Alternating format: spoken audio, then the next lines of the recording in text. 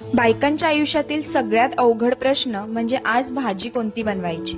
पण आहे त्याच भाज्या रोज आपण वेगवेगळ्या पद्धतीने बनवल्या तर हा प्रश्न आपल्याला क्वचितच पडतो. तर अशीच एक झटपट होणारी दुधीच्या भाजीची रेसिपी मी तुमच्याशी शेअर करणार आहे. सकाळी गडबडीच्या वेळेस टिफिनसाठी ही भाजी अगदी पटकन तयार होते. त्यासाठी दुधीची सालं काढून दुधीला तुम्ही हवं त्या पद्धतीने चिरून घेऊ शकता.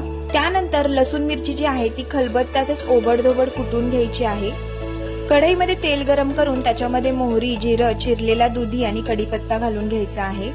हे 1 मिनिटभर व्यवस्थित परतून झाल्यानंतर त्याच्यामध्ये आपण हळद, हिंग, चवीनुसार मीठ घालायचं आहे. झाकण ठेवून 10 मिनिटं वाफ काढून घ्यायची आहे. त्यानंतर याच्यामध्ये आवडीनुसार गुळ पावडर आणि ओबडधोबड कुटलेलं शेंगदाण्याचं कूट घालायचं आहे. पुन्हा एकदा 5 मिनिटं वाफ काढून घ्यायची आहे.